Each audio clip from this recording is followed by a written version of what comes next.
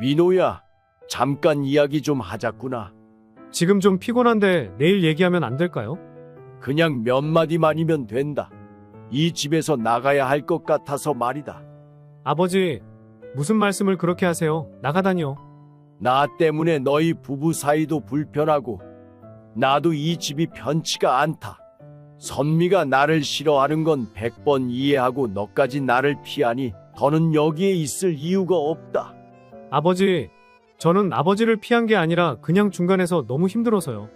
선미는 자기 방식이 있고 저도 그걸 맞춰주려다 보니 그 마음도 안다. 그래서 더 미안하다.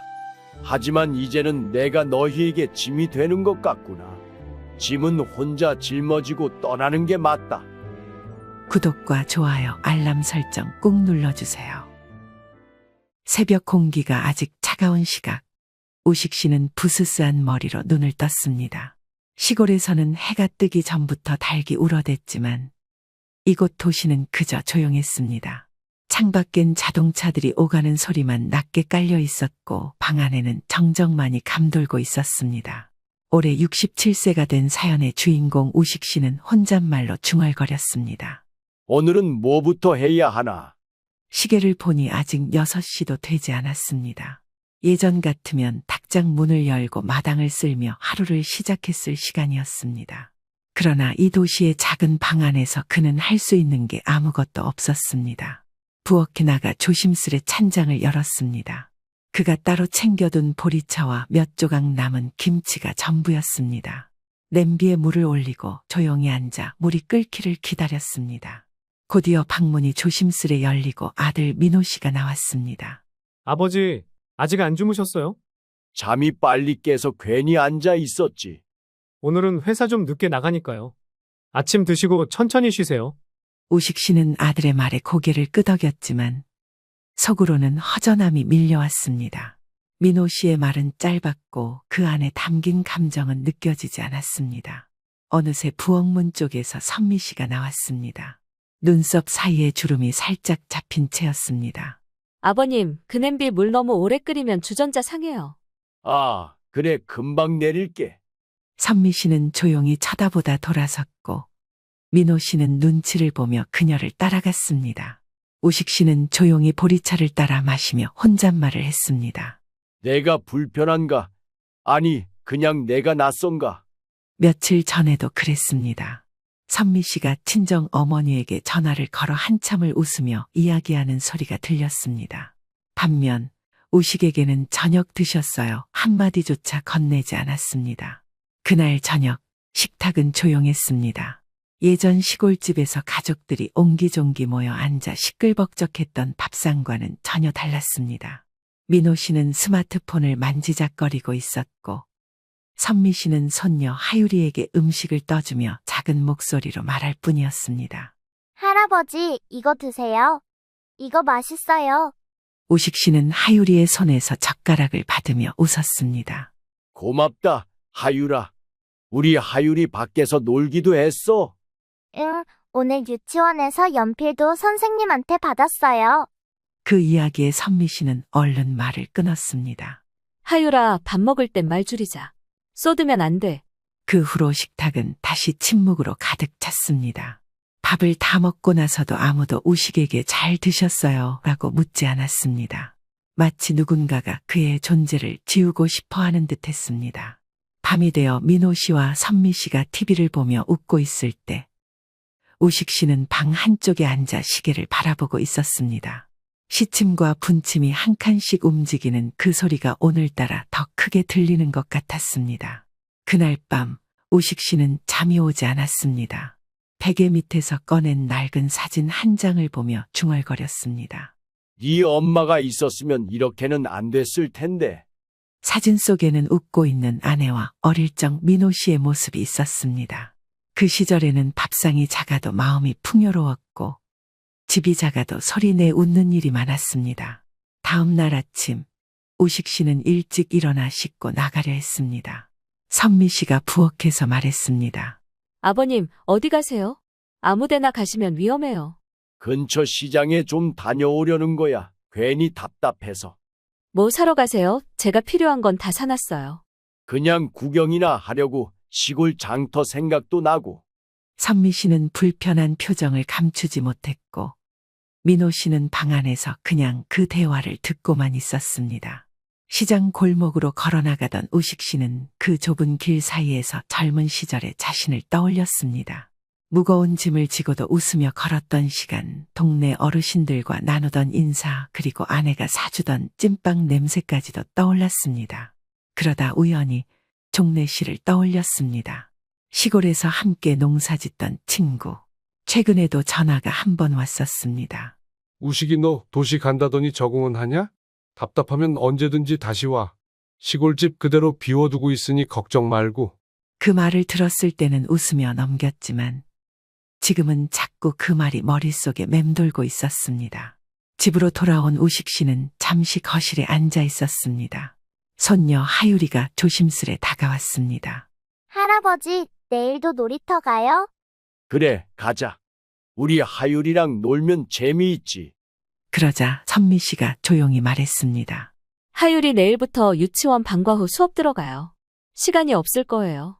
그 순간 우식 씨의 웃음은 천천히 굳어졌습니다.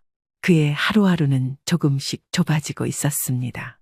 밤이 되어 민호 씨에게 말을 건넸습니다. 민호야, 나 종래한테 전화 한번 해보려 한다. 요즘 들어 그 친구 생각이 자꾸 나서. 종래 아저씨요? 시골 친구셨죠? 응, 그 친구가 예전처럼 지내보자고.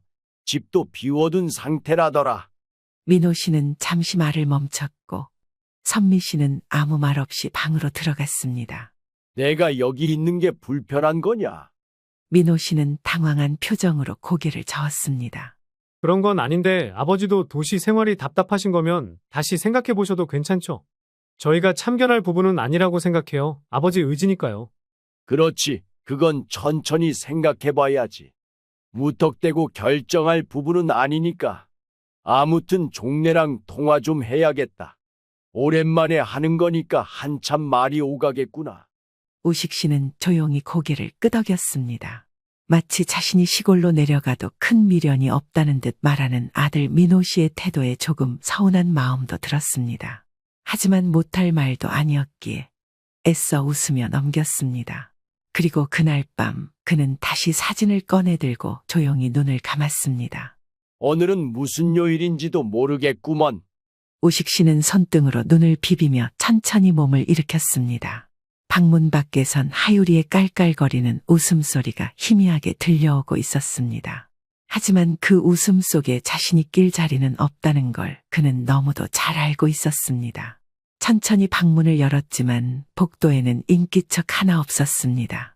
부엌 쪽에서 무언가 타닥타닥 익어가는 소리가 들렸습니다.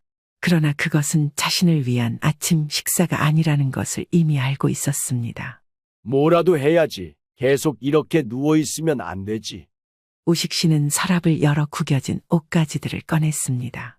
시골에서 입던 낡은 점퍼와 바지는 구석에서 조용히 먼지를 뒤집어 쓰고 있었습니다. 옷을 갈아입고 거실로 나서자 선미 씨의 눈빛이 날카롭게 꽂혔습니다. 아버님, 오늘도 나가실 거예요? 바닥에 흙 묻히지 않게 신발 좀 제대로 닦고 나가세요. 그래, 알겠네. 아버지, 요즘은 공원도 위험하니까 그냥 집에 계시는 게 낫지 않을까요? 집에만 있으면 몸이 더 굳어버릴 것 같아서 그래. 하긴, 근데 하율이 유치원 준비해야 하니까 거실은 조금 조용히 써주셨으면 좋겠어요. 우식 씨는 말없이 고개를 끄덕였습니다. 아무리 작은 목소리라도 그 말 속에 자신이 방해가 된다는 의미는 선명하게 들려왔습니다. 그는 말없이 방으로 돌아가 문을 천천히 닫았습니다. 그날 오후 우식 씨는 아무 말도 하지 않은 채 침대에 누워 있었습니다. 창문 너머로 햇살이 비치고 있었지만 방 안의 공기는 무겁고 답답하게 느껴졌습니다. 아, 이게 내가 꿈꾸던 노후였을까? 그는 무릎 위에 놓인 아내의 사진을 바라보며 조용히 입을 열었습니다. 당신이 있었으면 이렇게 외롭진 않았을 텐데. 사진 속 미소가 더없이 따뜻해 보였습니다. 그 미소가 지금은 자신에게 가장 큰 위로였습니다. 할아버지, 문 좀 열어줘요. 우식 씨는 천천히 일어나 방문을 열었습니다. 하유리가 작은 손에 색연필을 들고 서 있었습니다. 같이 색칠 공부할래요? 오늘은 호랑이를 색칠했어요. 그래, 우리 하율이 그림도 잘 그리는구나. 어디 한번 보자꾸나. 하유리의 작은 손이 내미는 종이를 받아든 우식 씨는 눈이 조금씩 젖어오는 것을 느꼈습니다. 말없이 미소를 지으며 머리를 쓰다듬었습니다. 그러나 그 순간 선미 씨의 목소리가 들려왔습니다. 하율아, 거기서 뭐해? 밥 먹기 전에 거기 가지 말랬잖아. 네, 엄마. 하유리는 우식 씨의 무릎 위에서 조용히 일어나 문을 닫고 나갔습니다. 그 짧은 온기조차 오래 머무르지 못했습니다. 저녁이 되자 식탁 위에는 반찬 몇 가지가 놓여 있었습니다. 그러나 우식 씨의 밥그릇은 그 자리에 없었습니다. 밥은 따로 차려야겠지. 그가 조심스럽게 부엌으로 다가갔을 때 선미 씨는 냄비 뚜껑을 덮으며 말했습니다. 아버님, 저녁은 좀 간단하게 드시는 게 좋을 거예요. 요즘은 소화도 잘 안 되실 테니까요. 아버지, 냉장고에 어제 남은 반찬 있으니까 그거 데워 드세요. 그래, 알겠네. 우식 씨는 냉장고에서 남은 반찬을 꺼내어 조심스레 전자레인지에 넣었습니다. 부엌 한 구석에서 먹는 그의 뒷모습을 아무도 보지 않았습니다. 그날 밤 방 안에서 종래의 편지를 꺼내어 읽었습니다. 몇 주 전에 시골에서 도착한 편지였습니다. 우식아, 요즘 도시 생활이 어떤가? 너답지 않게 연락이 없어서 걱정이 되더라. 지난번 감자밭도 벌써 새싹이 돋고 있단다. 언제든 돌아올 수 있다는 걸 잊지 마라. 종래야, 너라도 있어서 다행이다. 우식 씨는 조용히 편지를 다시 접어 서랍에 넣었습니다. 바람 소리가 창문을 두드리고 있었습니다. 그 바람에 실려 시골의 냄새가 나는 것 같았습니다. 다음 날 아침, 하유리가 유치원에 가기 전 조심스레 다가왔습니다. 할아버지, 어제 미안해요. 나 엄마한테 혼나서. 아니야, 하율아, 네 잘못이 아니야. 우리 하율이는 할아버지한테 늘 따뜻하니까 고맙지. 다음엔 몰래 올게요. 비밀이에요. 작게 속삭이는 하유리의 말에 우식 씨는 가슴이 뭉클해졌습니다. 어린 손녀가 그나마 내 숨통을 틔워주는구나. 그날 하루 우식 씨는 방문을 닫고 밖으로 나가지 않았습니다. 방 안은 조용했고 전화도 오지 않았습니다. 그저 시간만이 흐르고 있었고 그 시간 속에서 우식 씨는 점점 작아지고 있었습니다. 문득 시계 초침 소리가 또렷하게 들리기 시작했습니다. 그렇게 고요한 방 안, 우식 씨는 아내의 사진을 보며 입을 열었습니다. 나 이렇게 살아도 되는 걸까? 아무도 답하지 않았습니다. 다만 창밖에서 들려오는 봄비 소리만이 그의 마음을 다독이고 있었습니다. 얼마 뒤 어버이날 아침, 우식 씨는 평소보다 일찍 눈을 떴습니다. 시계를 보니 오전 5시 30분이었습니다. 잠은 설핏설핏 들다 깨기를 반복했지만 그래도 오늘은 무슨 날이라는 생각에 벌떡 일어났습니다. 작은 기대감이 마음 한켠에서 피어오르고 있었습니다. 오늘은 어버이날이지. 민호가 뭘 준비했으려나. 우식 씨는 천천히 거실로 나와 창문을 열었습니다. 아직 차가운 도시의 공기가 안개처럼 깔려 있었고 멀리 아파트 단지 아래로는 출근을 준비하는 사람들의 움직임이 보였습니다. 시골에서는 아침이면 닭이 울고 이웃집에서 나는 된장국 냄새의 하루를 시작했지만 이곳은 그저 조용하고 삭막한 풍경뿐이었습니다. 조금 있으니 방에서 하율이 먼저 나왔습니다. 작은 손으로 눈을 비비며 할아버지를 발견하자 밝게 웃으며 달려왔습니다. 할아버지, 좋은 아침이에요. 하율이도 일찍 일어났네. 우리 하율이는 착하니까 복 받을 거야. 오늘 어버이날이에요. 어린이집에서 카드 만들었는데 엄마한테 줄 거예요. 그래, 잘했네. 엄마가 좋아하시겠네. 우식 씨는 하유리의 말에 잠시 머뭇거렸습니다. 하유리의 순수한 마음은 그저 사랑스러웠지만 자신에게 건넬 카드나 선물 같은 건 기대하지도 않았습니다. 몇 년 전까지만 해도 아내와 함께 시골집에서 어버이날이면 아들이 내려와 밥도 사주고 선물도 건네던 기억이 있었지만 이젠 그저 흐릿한 추억일 뿐이었습니다. 조금 지나자 민호 씨와 선미 씨가 방에서 나왔습니다. 민호 씨는 평소처럼 스마트폰을 들여다보며 거실로 나왔고 선미 씨는 바쁘게 주방으로 향했습니다. 눈도 마주치지 않은 채 바삐 움직이는 모습에서 우식 씨는 더 이상 자신이 이 집의 한 식구가 아닌 듯한 기분을 느꼈습니다. 아버지, 안 주무시고 벌써 일어나셨어요? 응, 그냥 잠이 안 와서. 오늘 회사에서 어버이날 행사 있어서 조금 일찍 나가야 해요. 아침은 드셨어요? 아니, 그냥 물만 한 잔 마셨어. 민호 씨는 별다른 말 없이 고개를 끄덕이고 소파에 앉았습니다. 그 뒤를 이어 선미 씨가 커피잔을 들고 나왔습니다. 그녀는 우식 씨의 존재를 의식한 듯 또 무시한 듯 의자에 앉아 신문을 펼쳤습니다. 하율아, 어린이집 준비하자. 늦겠다. 네, 엄마. 우식 씨는 더 이상 말할 수 없었습니다. 방금 전만 해도 작은 기대가 마음속에 있었지만 이내 금이 가는 소리와 함께 산산이 부서지고 말았습니다. 마음 한켠에 쌓였던 외로움이 문득 머리끝까지 차오르며 목을 조여왔습니다. 잠시 후 민호 씨가 가방을 메고 나설 준비를 하며 말했습니다.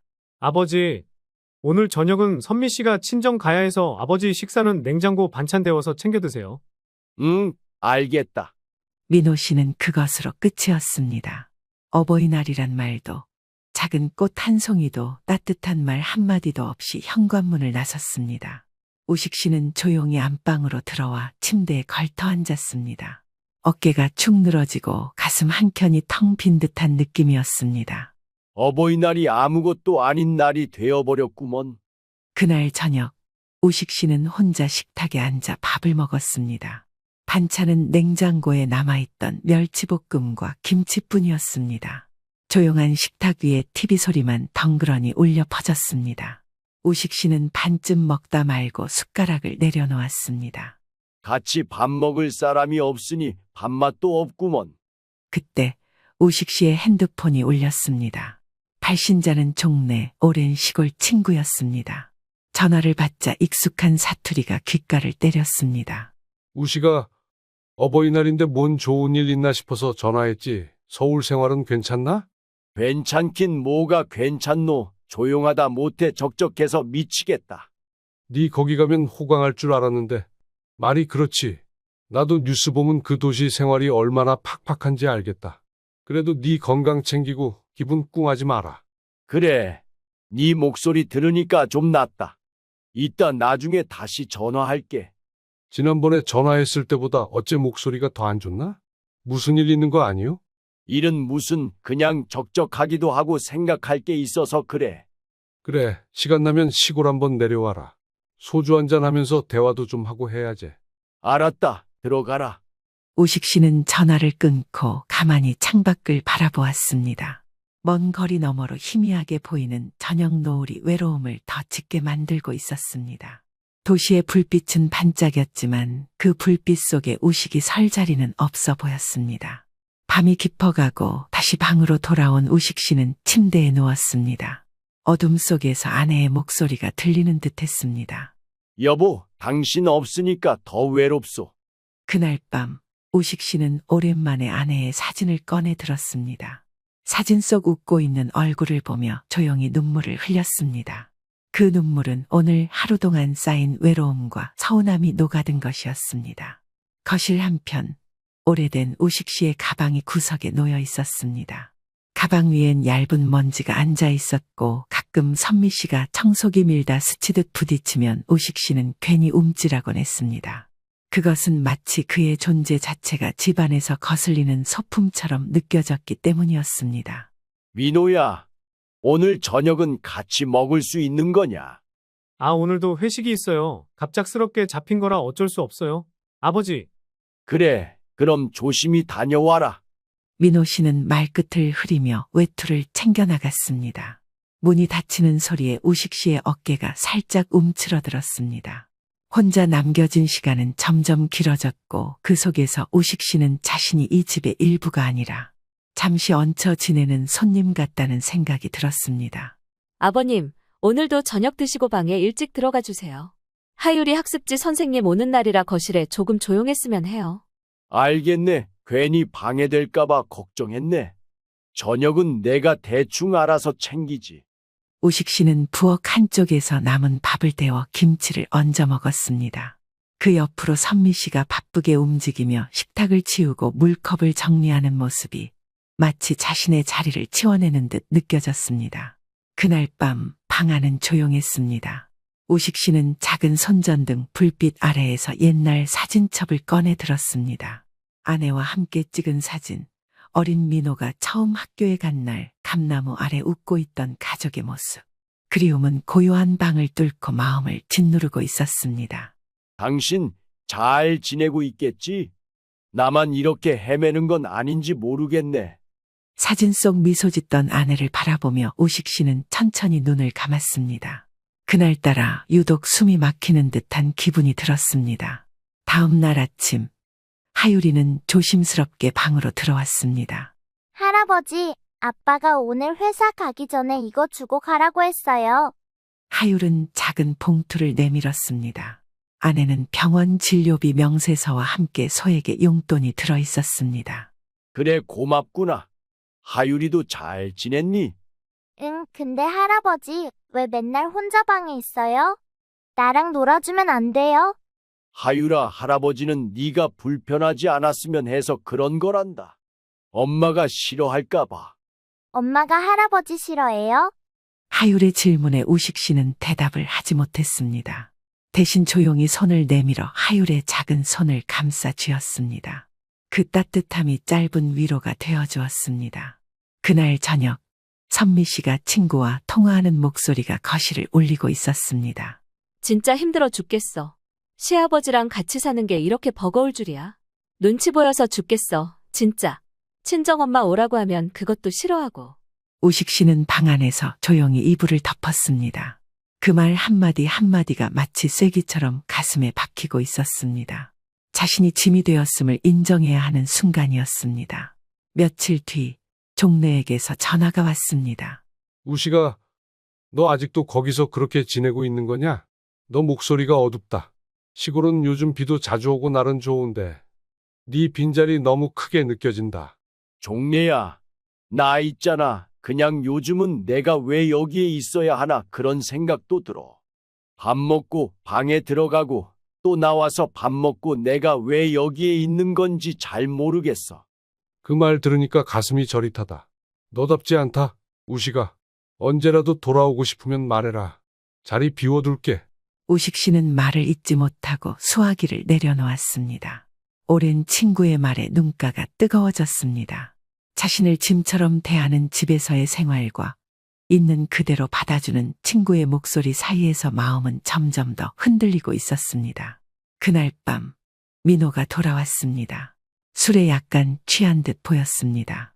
아버지 요즘 선미 씨가 많이 힘들어해요. 아버지도 아시겠지만 서로 좀 불편하잖아요. 이게 꼭 아버지 잘못은 아니지만 그래도 이해해 주세요. 그래, 나도 안다. 내가 불편한 존재가 됐다는 거. 민호야, 나중에 네가 나이 들면 그 기분 알게 될 거다. 아무도 날 원하지 않는 느낌 말이야. 민호 씨는 잠시 말없이 앉아 있다가 무거운 표정으로 자리에서 일어났습니다. 우식 씨는 밤늦게까지 창밖을 바라보며 앉아 있었습니다. 어두운 하늘 아래로 불빛 하나 없는 골목이 펼쳐져 있었습니다. 그 속에서 자신도 꺼져가는 등불처럼 느껴졌습니다. 그리고 마음속으로 결심 하나가 생기고 있었습니다. 이 집이 자신이 있을 자리가 아니라는 것을 이제는 인정해야겠다는 생각이 점점 확고해지고 있었습니다. 그래, 여기까지인 모양이지. 새벽찬 기운이 방 안에 스며들고 있었습니다. 우식 씨는 벽 한쪽에 기대어 앉은 채 천천히 작은 가방 하나에 옷가지와 수첩 그리고 낡은 사진첩을 넣고 있었습니다. 그는 단단히 결심한 얼굴이었고 더는 주저할 이유가 없어 보였습니다. 전날 저녁 선미 씨의 날선 말과 민호 씨의 침묵은 그에게 마지막 신호처럼 다가왔습니다. 아버님, 혹시 또 밥솥 만지신 거예요? 지난번처럼 다 태우시면 어쩌려고요? 아, 아버지 선미 씨도 말투가 좀 그렇긴 한데 당신도 조심 좀 하고. 그 대화 속에서 우식 씨는 철저히 외부인이 되어 있었고 더 이상 이곳은 그의 집이 아니라는 걸 실감하고 있었습니다. 가방을 다 싼 우식 씨는 방문을 열고 나와 조용히 거실로 향했습니다. 마루에 발을 내딛는 순간 작은 발자국 소리가 들려왔습니다. 할아버지 어디 가요? 어둠 속에서 하율이 눈을 비비며 나타났습니다. 오식 씨는 순간 마음이 흔들렸지만 아이의 머리를 쓰다듬으며 부드럽게 말했습니다. 하율아, 할아버지 잠깐 바람 좀 쐬고 올게. 넌 들어가서 푹 자렴. 응, 하지만 너무 멀리 가지 말아요. 그래, 금방 돌아올게. 거짓말이었습니다. 그 순간 오식 씨는 하율이에게 마지막 인사를 전하고 있었던 것입니다. 현관문을 조심스레 닫고 나온 오식 씨는 추운 새벽길을 걷기 시작했습니다. 주머니에는 얼마 안 되는 통과 노란 봉투에 든 주민등록증 그리고 종래의 전화번호가 적힌 쪽지가 전부였습니다. 그가 가장 먼저 향한 곳은 집 근처 버스터미널이었습니다. 시골로 향하는 첫 차가 떠나려면 아직 시간이 많이 남아 있었습니다. 기다리는 동안 오식 씨는 그동안의 시간을 떠올리고 있었습니다. 며칠 전 민호가 퇴근 후 늦게 들어왔던 날이었습니다. 오식 씨는 그날따라 민호 씨와 단둘이 있을 수 있는 시간을 노리고 있었습니다. 민호야, 잠깐 이야기 좀 하자꾸나. 지금 좀 피곤한데 내일 얘기하면 안 될까요? 그냥 몇 마디면 된다. 이 집에서 나가야 할 것 같아서 말이다. 아버지, 무슨 말씀을 그렇게 하세요? 나가다니요. 오식 씨는 잠시 망설이다 이내 결심한 듯 민호 씨에게 덤덤히 이야기를 꺼냈습니다. 나 때문에 너희 부부 사이도 불편하고 나도 이 집이 편치가 않다. 선미가 나를 싫어하는 건 100번 이해하고 너까지 나를 피하니 더는 여기에 있을 이유가 없다. 아버지, 저는 아버지를 피한 게 아니라 그냥 중간에서 너무 힘들어서요. 선미 씨는 자기 방식이 있고 저도 그걸 맞춰주려다 보니 그 마음도 안다. 그래서 더 미안하다. 하지만 이제는 내가 너희에게 짐이 되는 것 같구나. 짐은 혼자 짊어지고 떠나는 게 맞다. 민호 씨는 아무 말도 하지 못한 채 고개만 숙이고 있었습니다. 오식 씨는 그날 밤 자신의 결심을 굳히게 되었던 것입니다. 버스터미널에 도착하자 운행을 준비하던 첫차 기사와 매표소 직원이 조용히 일하고 있었습니다. 오식 씨는 시골 방면이라는 표시가 붙은 창구에 다가가 표를 한 장 끊었습니다. 어르신, 아침밥은 드셨어요? 아니요, 그냥 가서 먹으려고요. 직원의 사소한 친절에도 오식 씨는 마음이 뭉클해졌습니다. 이상하게 이 집에서는 한 번도 듣지 못한 안부였기 때문이었습니다. 며칠 뒤 민호 씨는 아버지 방에 들어왔다가 깜짝 놀랐습니다. 침대 위에는 아무것도 남아있지 않았고 서랍은 비어 있었습니다. 한켠 책상 위에는 오식 씨의 글씨로 남겨진 편지가 놓여 있었습니다. 민호야, 네가 이걸 볼 때면 나는 아마 시골집에 내려와 있을 게다. 여기서 나는 잘 지내고 있으니 걱정 말아라. 이 선택이 너희 가족에게 더 나은 길이 되었으면 좋겠구나. 나는 나대로 살아보마 고마웠고 미안했다, 아버지가. 민호 씨는 그제서야 아버지의 부재가 얼마나 큰지 실감하고 있었습니다. 그는 곧장 휴대전화를 들어 통화를 시도했지만 연결은 되지 않았습니다. 선미 씨는 뒤늦게 말을 꺼냈습니다. 설마 진짜 나가신 거예요? 난 그냥 잠깐 바람이라도 쐬실 줄 알았는데. 민호 씨는 깊은 한숨을 내쉬며 답했습니다. 당신 아버지한테 너무했어. 나도 그래. 그냥 너무 쉬운 길을 택한 것 같아.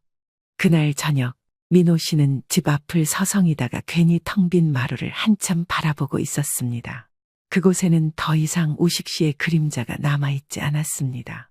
시골 버스에서 내린 오식 씨는 조용히 발걸음을 옮겼습니다. 논밭 사이 길을 따라 걷다 보니 오래전 친구 종래의 집이 보였습니다. 종래 씨는 마당에 물을 주고 있다가 멀리서 다가오는 우식을 알아보고 소리쳤습니다. 야, 이게 누구냐? 우식이 아니냐? 종래야, 나 좀 들여보내주겠냐? 그게 무슨 소리야? 이 집이 네 집이지. 어서 와라, 임마. 연락을 하고 오지. 연락도 없이 지금 온 거야? 새벽부터 바삐 움직였겠네. 바삐 움직일 것도 없어. 오랜만에 나오니 좋구만. 당분간 여기서 지내도 되나? 아무렴 언제든 오라고 했잖아. 나도 적적했는데 오랜만에 소주 한잔 해야지. 그 따뜻한 한마디에 오식 씨는 주저앉을 뻔했습니다. 그는 이제 다시 시작해야 했습니다. 낯설지 않은 그러나 더는 익숙하지도 않은 이 땅 위에서 말입니다. 햇살이 시골 마당 위로 조용히 내려앉고 있었습니다. 봄 기운이 완연한 들녘엔 연두빛 새싹이 기지개를 켜고 있었고 바람은 바삐 움직이는 나비들의 날갯짓마저 멈추게 할 정도로 잔잔했습니다. 우식 씨는 마당에 놓인 나무 의자에 앉아 있었습니다. 도시에서 나올 땐 마음이 무거웠지만 이렇게 조용한 자연 앞에서는 그 무게도 조금은 가벼워지는 듯했습니다. 마당 한켠에 피어오른 민들레를 바라보며 그는 조심스레 말을 꺼냈습니다. 이런 고요함이 참 낯설고 고맙구먼. 그의 목소리는 마치 그동안 눌려있던 숨소리처럼 낮고 부드러웠습니다. 그때 멀리서 종래가 트럭을 몰고 들어왔습니다. 흙먼지를 일으키며 다가오는 그 모습이 오래전 두 사람이 함께 논밭을 누비던 시절을 떠올리게 했습니다. 여기 있네. 우시가 아침밥은 잘 먹었는가? 그래, 종래야, 오랜만에 시골밥을 먹으니 속이 편하더구먼. 종래 씨는 우식 곁에 앉으며 깊은 한숨을 내쉬었습니다. 도시 생활이 많이 힘들었지. 처음엔 기대도 있었네.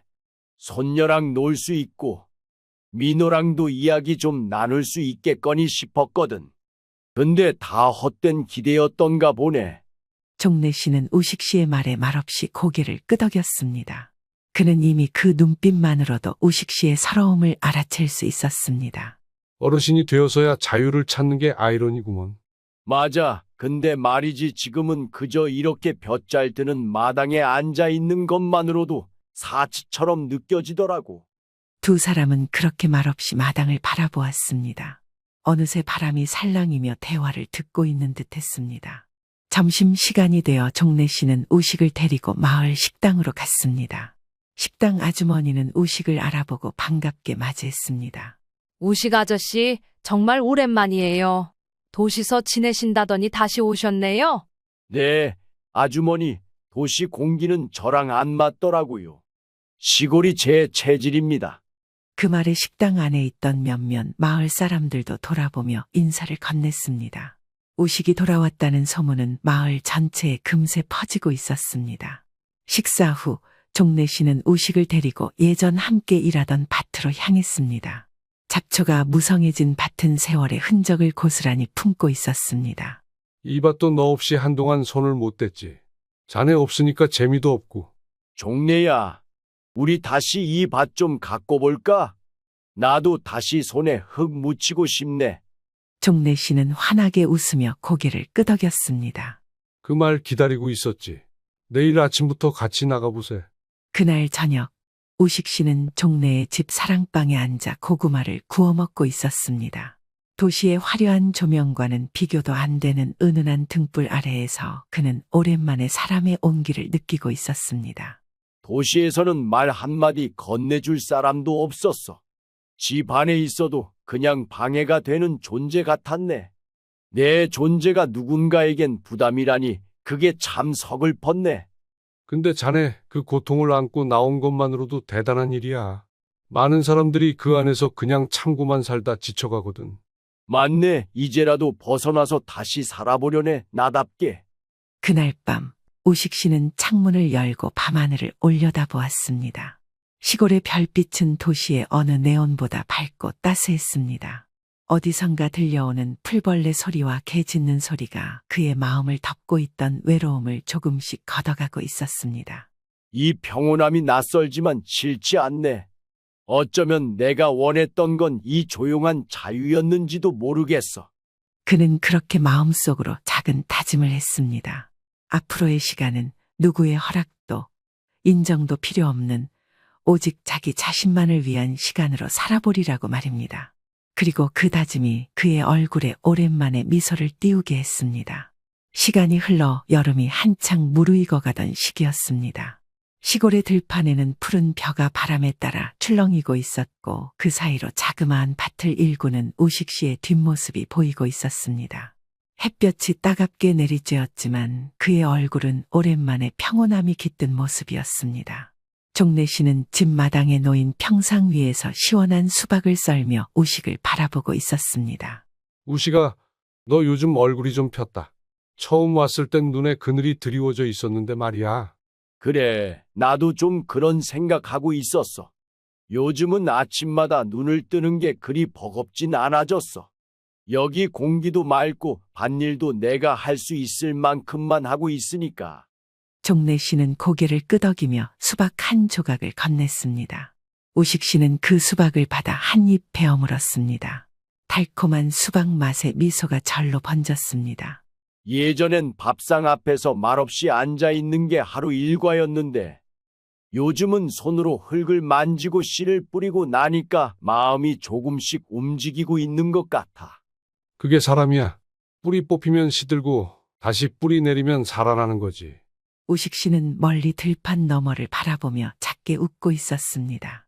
그 시선 끝에는 자그마한 텃밭이 있었고 거기엔 우식이 손수 심은 고추와 토마토가 잘 자라고 있었습니다. 며칠 후 낯선 번호로 전화가 걸려왔습니다. 망설이다가 전화를 받은 우식 씨는 다소 놀란 얼굴로 말하고 있었습니다. 하율이니? 할아버지, 저예요. 하율이에요. 그 짧은 한마디에 우식 씨의 눈가가 붉어졌습니다. 마치 몇 년을 기다려온 목소리처럼 들렸기 때문입니다. 할아버지 지금 뭐 하세요?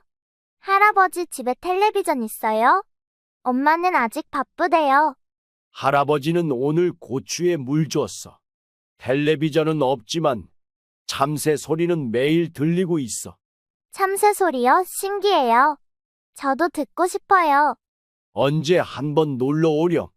여기 오면 참새도 있고 달팽이도 있고 할아버지가 딴 토마토도 먹을 수 있어. 잠시 침묵이 흐르고 그 다음 들린 건 조심스러운 아이의 속삭임이었습니다. 할아버지 보고 싶어요. 할아버지도 많이 보고 싶었어. 하율아. 그날 이후 우식 씨는 아침마다 하율이에게 들려줄 이야기를 마음속으로 정리하기 시작했습니다. 오늘은 어떤 나비를 봤는지, 밭에서 어떤 풀이 새로 자랐는지, 그런 작은 일상이 다시 그의 삶을 채우고 있었습니다. 그로부터 며칠 뒤, 민호 씨와 선미 씨의 모습이 갑작스럽게 시골집 앞에 나타났습니다. 두 사람은 어색한 얼굴로 우식 앞에 섰습니다. 아버지, 저희가 너무 늦게 왔죠? 우식 씨는 잠시 말이 없었습니다. 하지만 그 눈빛 속에는 예전의 실망이나 분노보다는 담담한 체념과 함께 작은 기대가 담겨 있었습니다. 무슨 일로 왔냐? 하율이가요, 자꾸 아버님 얘기를 해요. 매일 그림을 그리는데 그 속엔 항상 아버님이 계시더라고요. 우리가 잘못한 것 같아요. 그땐 저도 많이 힘들었어요. 하지만 지금은 조금 더 잘해볼 수 있을 것 같아요. 이제 와서 뭘 어떻게 하겠다는 거냐? 아버지가 원하신다면 다시 우리 집으로, 아니면 자주 찾아뵙는 걸로 시작할 수도 있고요. 우식 씨는 잠시 주변의 들꽃을 바라보았습니다. 그리고는 조용히 입을 열었습니다.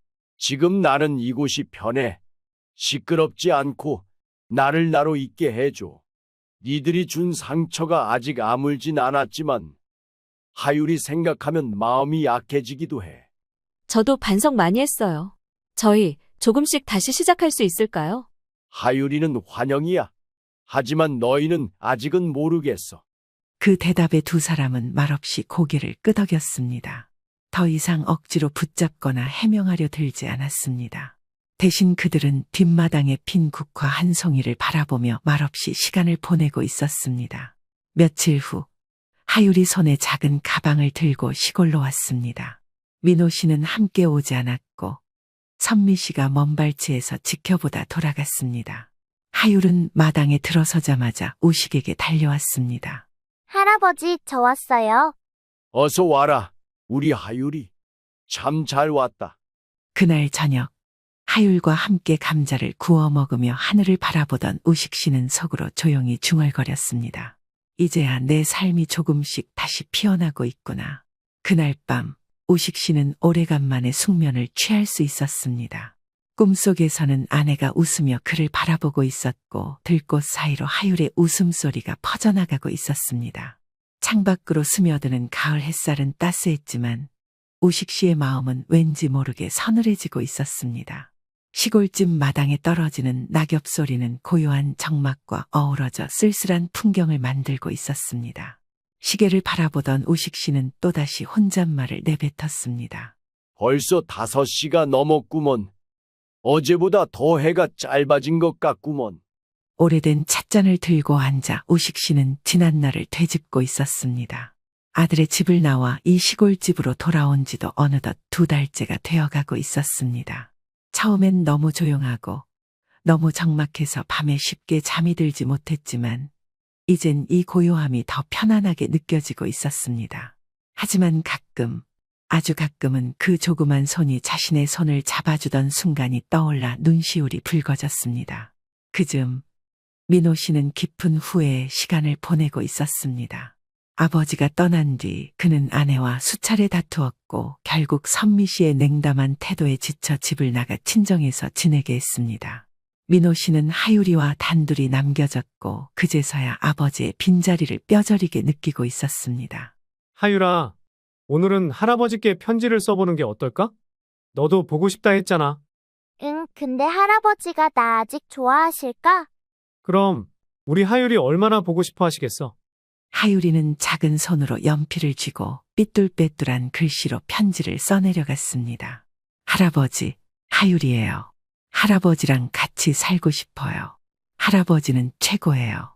며칠 후 마을 입구로 낡은 승용차 한 대가 천천히 들어왔습니다. 차에서 내린 민호 씨는 손에 작은 과일 바구니를 들고 있었습니다. 그의 옆에는 하유리가 있었고 손을 꼭 잡고 있었습니다. 민호 씨는 초가지붕에 있는 우식 씨의 집 앞에 서서 한참을 머뭇거렸습니다. 울타리 너머로 밭을 일구는 아버지의 뒷모습이 보였습니다. 흙 묻은 모자를 쓰고 땀에 젖은 옷차림이었지만 여전히 단단한 모습이었습니다.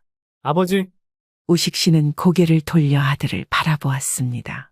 한동안 아무 말도 하지 않았지만 두 사람의 눈빛이 그간의 시간과 마음을 모두 말해주고 있었습니다. 왔구나, 민호야. 민호 씨는 고개를 숙이며 말했습니다. 죄송합니다.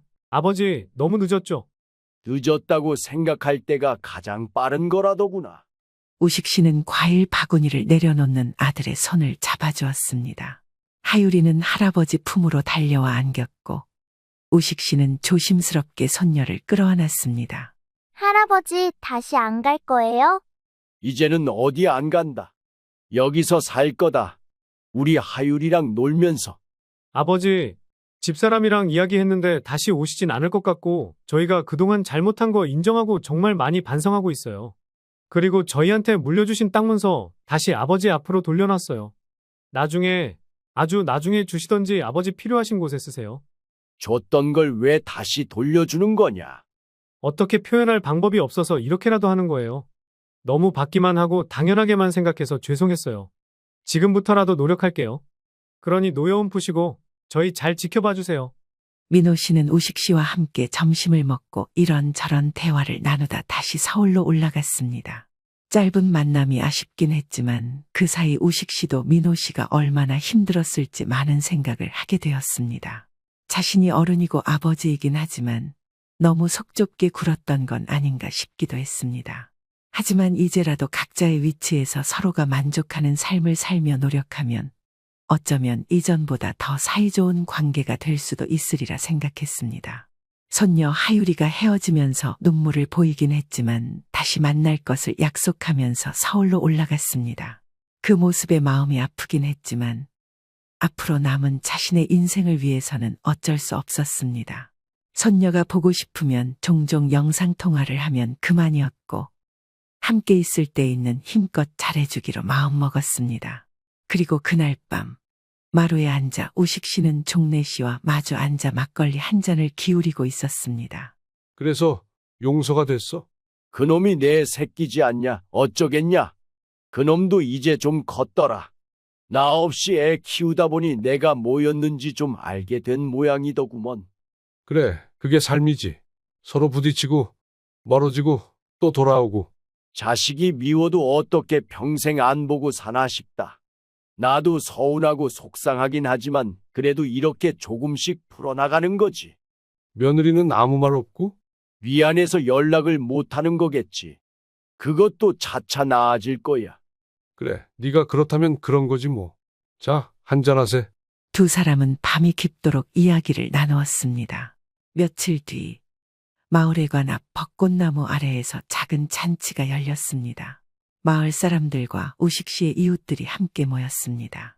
주말을 빌려 우식 씨가 있는 시골로 내려온 민호 씨네 가족은 마을 사람들과 함께 어울리려 애썼고 하율이는 마을 꼬마들과 뛰어놀고 있었습니다.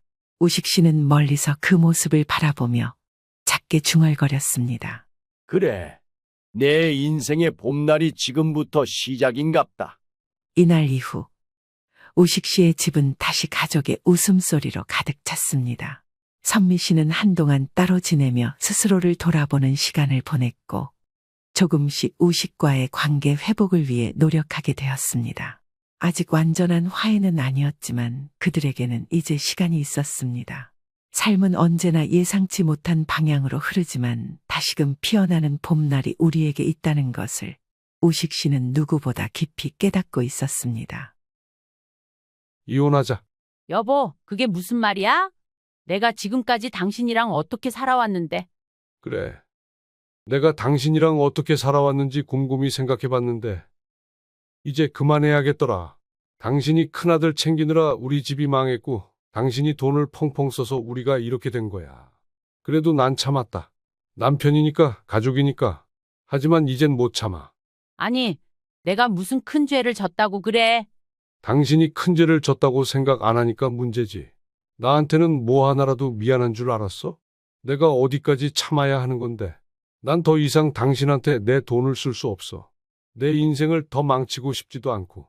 오랜 시간 윤희 씨와 동훈 씨 부부는 스스로의 힘으로 살아왔습니다. 결혼을 준비할 때부터 남편 동훈 씨는 부모님의 경제적 지원을 받지 않겠다고 결심했고 윤희 역시 같은 생각이었습니다. 우리 힘으로 해야 해요. 그래야 나중에 후회도 안 하고 부모님께도 떳떳할 수 있잖아요. 나도 그렇게 생각해.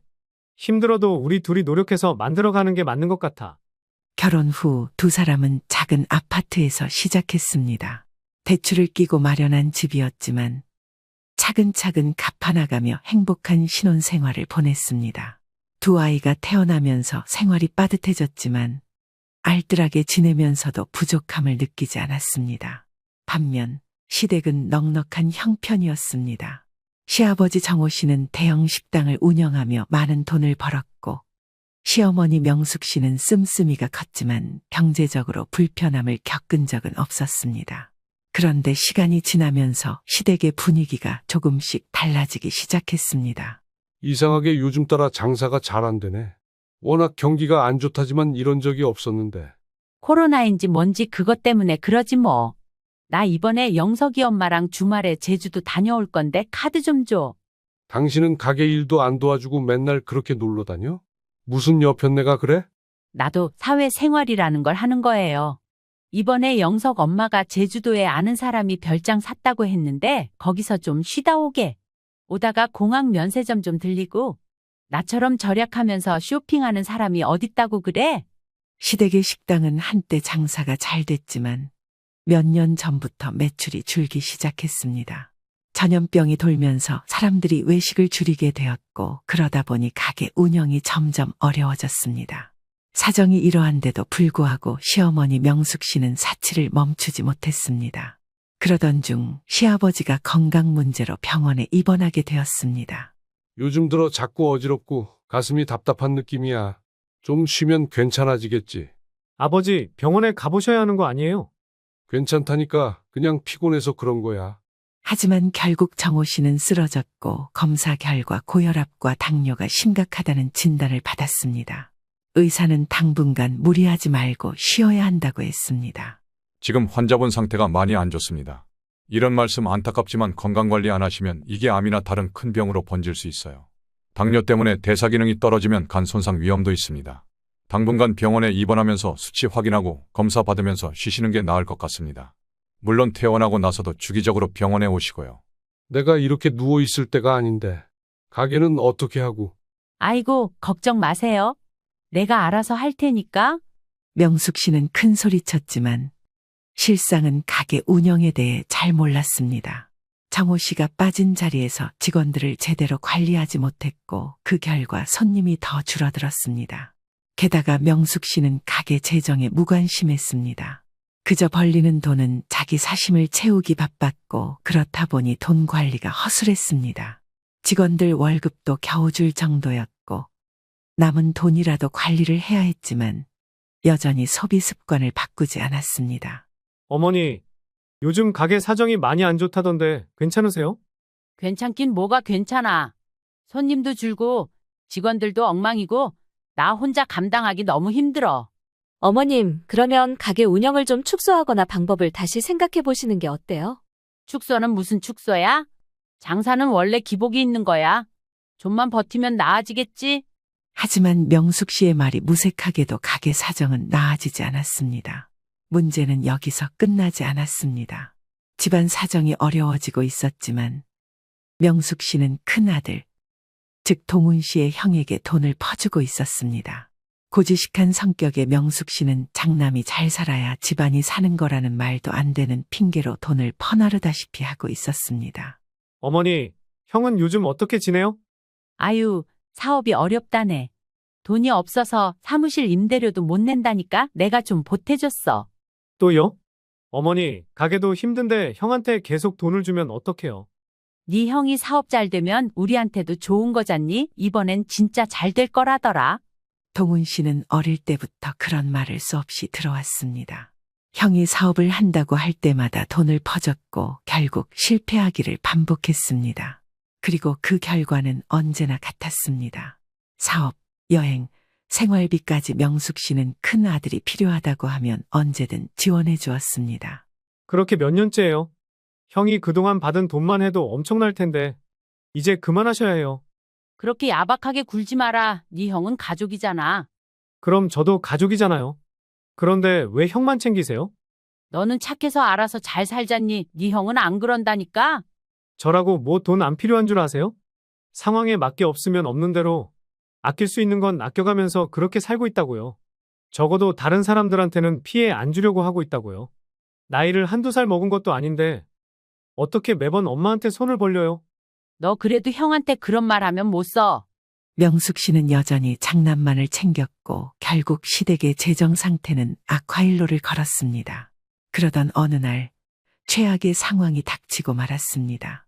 경기가 점점 나빠지고 가게 운영도 엉망이 되면서 결국 문을 닫게 된 것입니다.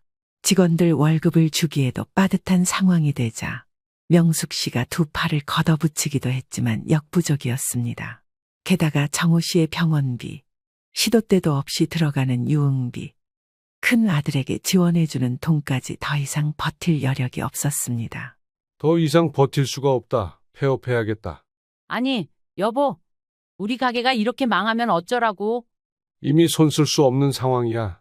빚도 너무 많고 이젠 어쩔 도리가 없다. 나도 몸이 이러니까 일을 제대로 할 수 없잖아. 그래도 지금까지 모아둔 돈이 있으니 그걸로라도 당분간은 살아야지 뭐. 가게 팔고 이것저것 정리하면 빚은 금방 갚을 수 있을 거야. 가게를 정리하면서 남은 것은 엄청난 빚뿐이었습니다. 게다가 명숙 씨는 가게 돈을 따로 빼서 큰아들에게 계속 보냈던 탓에 부채는 예상보다 훨씬 컸습니다. 이제 어떻게 하실 거예요? 몰라. 당장 돈이 없으니까 집이라도 팔아야 하나? 결국 다 먹고 살자고 했던 건데 일이 이렇게 될 줄은 몰랐네. 어떡하지, 동훈아? 아무런 대책 없이 살다가 눈앞에 마주한 현실 앞에서 무너지는 명숙 씨의 모습을 보고도 동훈 씨는 가슴이 답답했습니다.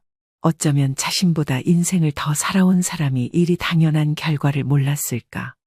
이런 상황에 아무런 대비책도 없었던 말인가 싶었죠. 자신이 도움을 줄 상황이 아니라는 걸 알았던 동훈 씨는 그저 이 상황이 안타까웠습니다. 결국 시댁은 살고 있던 단독주택을 정리해야 했습니다. 하지만 빚을 갚고 나니 남는 돈이 거의 없었습니다. 우린 이제 어디서 살아야 하나? 그제야 명숙 씨는 현실을 직시하기 시작했습니다. 우리 정말 갈 곳이 없네. 윤희 씨는 그 상황이 안타깝기도 했지만 시어머니가 자초한 일이라는 생각도 들었습니다. 진작에 그렇게 퍼주지 않았더라면, 조금의 사치만 줄였더라면 빚을 다 갚지는 못하더라도 약간의 여윳돈은 있었을 노릇이었습니다. 이젠 어머니도 현실을 받아들이셔야 해요. 하지만 명숙 씨는 여전히 변할 생각이 없어 보였습니다. 상황이 눈앞에 닥쳐 있음에도 불구하고 누군가에게 의지하려는 태도를 보였죠. 그럼 네 형한테 한번 부탁해 볼까? 그래도 가족인데 우리한테 손 내밀어 주지 않겠니? 형이요? 형이 연락은 하던가요? 그래도 지금까지 도와준 게 있으니까 외면하지는 않겠지. 안 그래? 명숙 씨의 표정이 굳었습니다. 설상가상 동훈 씨의 큰형은 시댁이 망하자마자 연락을 끊고 잠적한 상태였습니다. 어머니, 형은 가족이긴 해도 결국 본인 살 길만 찾고 있잖아요. 아니야. 그래도 우리 큰애는 그렇게까지 매정한 애가 아니야. 하지만 현실은 잔인했습니다. 시댁은 이제 정말로 갈 곳이 없었습니다. 윤희 씨와 동훈 씨는 한동안 말이 없었습니다. 시댁이 안타까운 상황은 명숙 씨의 고집과 잘못된 선택 때문이었지만 그렇다고 두 사람은 외면할 수도 없었습니다. 이제 어떻게 해야 할까요? 나도 모르겠어. 당신한테 참 면목이 없다. 좋은 것만 보여줘도 모자랄 판에. 난 괜찮아요. 당신이 문제지. 시댁이 살던 집을 정리한 날, 명숙 씨는 집 앞에서 넋이 나간 듯 허공을 바라보고 있었습니다. 내가 이렇게까지 될 줄은 몰랐어. 세상에 우리 집이 사라졌네. 이게 다 당신이 벌인 일이야. 몇 번을 말렸어? 장남이라고 돈 퍼주면 안 된다고 했잖아. 그때는 그게 맞다고 생각했지. 우리 아들이 힘들다는데 부모가 돕지 않으면 누가 도와.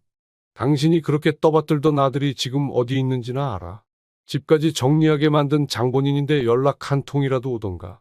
명숙 씨는 아무런 대답도 하지 못했습니다. 윤희 씨와 동훈 씨는 조용히 그 모습을 지켜보았습니다. 아무리 시어머니의 잘못이 크다 해도 갈 곳 없이 길거리에 서 있는 두 노인을 보니 마음이 편치 않았습니다. 여보, 정말 방법이 없을까요? 동훈 씨도 괴로웠습니다. 분명 부모님이 자초한 일이었지만 그렇다고 외면하기엔 마음이 편치 않았습니다. 그때 윤희의 휴대폰이 울렸습니다. 윤희야, 너희 오늘 바쁘지? 잠깐 우리 집에 좀 들릴 수 있겠니? 윤희 씨는 친정엄마의 목소리에서 뭔가 심상치 않은 분위기를 느꼈습니다. 윤희 씨와 동훈 씨가 친정집에 도착하자 부모님은 이미 거실에 앉아 기다리고 있었습니다. 아버지는 묵묵히 차를 따르고 있었고 어머니는 깊은 생각에 잠긴 표정이었습니다. 너희 시댁 일 다 들었다. 힘들지? 네, 죄송합니다. 장모님, 왜 네가 죄송하니? 자네도 잘못한 거 없어. 그래도 힘들어하는 거 보니까 우리도 마음이 편치가 않구나. 윤희 씨는 조심스럽게 입을 열었습니다. 저희도 고민하고 있었어요. 원룸이라도 얻어드려야 하나 생각했는데 요즘 전셋값이 너무 올라서 저희 사정도 빠듯한데 감당이 안 될 것 같아요. 아버지는 어떻게든 다시 일해서 돈을 모으겠다고 하시는데 어머니가 문제예요. 일할 생각도 안 하고 계시거든요. 그래서 우리가 생각을 좀 해봤어. 친정엄마는 남편을 바라보았고 아버지가 조용히 고개를 끄덕였습니다. 우리 너희한테 빌려주고 있던 빌라 있잖아. 그 집을 시부모님께 전세로 드릴까 하는데 너희 생각은 어때? 윤희 씨와 동훈 씨는 놀라서 서로를 바라보았습니다. 장모님, 장인어른 정말요? 응, 그 집 지금 세입자가 이사 나간다길래 마침 타이밍이 맞기도 하고. 우리야 노후 자금으로 가지고 있는 거긴 하지만 네가 우리한테 얼마나 잘했니? 우리도 너희 힘들어하는 거 그냥 두고 볼 수 없더라. 정말 감사한데 저희가 받을 수 있을까요? 너무 큰 도움인데. 그렇게 부담 갖지 마. 다만 조건이 있어. 윤희 씨와 동훈 씨는 긴장된 눈빛으로 어머니를 바라보았습니다. 그 집 영원히 그냥 드리는 건 아니야. 어디까지나 시부모님이 돈을 모아서 다시 나가실 수 있을 때까지, 그리고 거기서 사고 안 치시도록 잘 지켜봐야 해. 그건 당연하죠. 감사합니다. 정말 감사합니다. 장모님, 장인어른. 고맙긴 뭘, 우리가 백서방 아끼는 마음이 그 정도도 안 되겠니? 사실 당장 갈 곳도 막막해서 어떻게 해야 하나 고민이었어요. 제가 면목이 없지만 살면서 장인어른 장모님께 이 은혜 갚겠습니다. 저도 지금 제 부모님이 원망스럽고 안타깝지만 이렇게 염치불구하고 부탁드리겠습니다. 정말 감사합니다. 윤희 씨는 그 자리에서 눈물이 핑 돌았습니다. 친정 부모님이 자신보다도 사위를 더 걱정하는 모습을 보니 그동안 동훈 씨가 얼마나 좋은 사위였는지를 다시금 깨달았습니다. 집으로 돌아온 윤희 씨와 동훈 씨는 시부모님께 친정 부모님의 제안을 전했습니다. 어머니, 아버지, 장인어른과 장모님이 전세집을 마련해 주시기로 하셨어요. 정말 우리를 위해 그런 결정을 하셨다고? 네, 빌라라서 지금까지 살던 집보다는 작겠지만 그래도 원룸보다는 훨씬 좋을 거예요. 집도 깔끔하고 교통도 나쁘지 않아요. 정호 씨는 감격한 듯 고개를 숙였습니다. 고맙다. 정말 고맙다. 사돈 어른들께 어떻게 감사 인사를 해야 할지 모르겠구나. 하지만 명숙 씨의 반응은 달랐습니다. 그럼 우리가 그 집에서 평생 살아도 된다는 거야? 당장 어디서 살지부터가 고민이었는데 그래도 네가 며느리라고 시부모를 외면하지는 않는구나. 아니요, 어머님, 부모님께서도 노후자금으로 가지고 계신 집이니까 아버님께서 다시 자리 잡으시면 그때 나가셔야 해요. 아니, 그런 거야? 그냥 주시는 게 아니고? 어머니, 무슨 말씀이세요? 당연히 빌려주시는 거죠. 저희 사정도 있는데 어떻게 그런 큰 도움을 그냥 받겠어요? 아버님, 어머님이 어느 정도 돈을 모으시고 자립할 수 있는 상황이 되면 그땐 돌려받으실 거라고 했어요. 당연히 상황이 되시면 나가시는 게 맞죠. 명숙 씨는 불만스러운 듯 입을 다물었지만 당장 갈 곳이 없다는 현실을 부정할 수도 없었습니다. 명숙 씨는 재빨리 머리를 굴리기 시작했습니다. 지금의 나이에 제대로 된 직장에 취업하는 건 엄두도 안 났고 기껏 해봤자 식당에서 설거지 일을 하거나 동네에서 아이를 봐주는 일을 한다던가 하는 일들 뿐이었습니다. 가게 일도 겨우 했는데 어떻게 그런 일을 하나 싶어 앞으로가 막막하다고 생각했죠. 물론 일을 할 생각은 더더욱 없었습니다. 그렇게 윤희 씨의 친정에서 마련해준 전셋집으로 이사를 하기로 결정했습니다. 정호 씨는 윤희 씨와 윤희 씨의 부모님에게 몇 번이고 고맙다는 인사를 했습니다. 그리고 친정 부모님은 그 집을 최대한 빨리 비워 시부모님이 들어갈 수 있도록 배려해 주셨습니다. 며칠 뒤 명숙과 정호 씨는 작은 빌라로 이사를 했습니다. 아직도 믿기지가 않네. 우리가 사돈 어른들 도움을 받을 줄이야. 그러게 말이야. 뭐, 그래도 어쨌든 집이 생겼으니 다행이지. 이왕 이렇게 된 거 두 다리 뻗고 잘 수 있으니 그게 어디예요. 안사돈 너무 부담 갖지 마세요. 우리가 백서방 덕분에 좋은 사위 얻었으니 이렇게라도 돕고 싶었습니다. 고맙습니다. 지금 상황이 안타깝긴 하지만 시간이 지나면 나아질 겁니다. 제가 해드릴 수밖에 없는 게 이것뿐이라 더 죄송하네요. 최대한 깔끔하게 치웠고 도배랑 장판 새로 했습니다. 사는데 지장은 없으실 거예요. 명숙 씨는 마지못해 감사 인사를 했지만 왠지 입맛이 쓴 듯한 표정이었습니다. 이사 후 정호 씨는 막노동을 시작하며 다시 돈을 모으려고 했습니다. 나이가 드니 일을 할 수 있는 게 한정적이었습니다. 체력도 예전 같지 않지만 아파트 경비일이나 고정적으로 할 수 있는 일은 이미 할 수 있는 나이가 지난 뒤였습니다. 매번 인력사무소에서 퇴짜를 맞았지만 운이 좋게 한 공사장에서 잡부로 일을 할 수 있었습니다. 쓰레기를 나르거나 공사 자재를 정리해두는 일, 벽돌을 나르는 일이 전부였고 힘이 들었지만 나아질 미래를 위해 이 악물고 버티기로 했습니다. 언젠간 이 집도 나가야 하니까 열심히 일해서 돈을 모아야지. 하지만 명숙 씨는 다른 생각을 하고 있는 듯 했습니다. 아니, 뭐 그렇게까지 급하게 나가야 해? 사돈 어른들이 좋은 마음으로 해준 건데 너무 부담 갖지 말자고. 그래도 사람 도리가 그런 게 아니지. 이건 최소한의 배려지. 우리가 평생 누려야 할 상황이 아니라고. 그러니까 당신도 나가서 뭐라도 해. 한 푼이라도 벌어야 빨리 신세부터 갚고 우리도 나아질 거 아니야? 아니, 말이 그렇잖아. 좋은 마음을 해준 거 그냥 신세 좀 더 진다 생각하고 부담 가지지 말자고. 지지리 공상도 아니고 뭘 그래? 그 소리에 옆에서 듣고 있던 동훈 씨가 어이가 없다는 듯 되물었습니다. 자신의 아버지는 새벽부터 밤늦은 시간까지 일을 하는데 명숙 씨는 일을 하지도 않으면서 그저 이 집에서 눌러 앉을 생각만 하는 것 같았습니다. 혹여나 그런 생각을 하고 있다면 빨리 깨우치게 해야겠다고 생각했습니다. 어머니, 그게 무슨 말씀이세요? 그냥 우리 아들도 사위인데 뭐 그 정도는 해줄 수도 있는 거 아니야? 윤희 씨와 동훈 씨는 순간 말문이 막혔습니다. 어머님, 그건 아니죠. 도와주신 걸 당연하게 여기시면 안 돼요. 아이, 알았어. 괜히 한 말이야. 넌 뭘 또 예민하게 그러니? 하지만 명숙 씨의 태도는 어딘가 석연치 않았습니다. 명숙 씨와 정호 씨가 친정 부모님이 빌려준 빌라로 이사한 지도 2달이 지나고 있었습니다.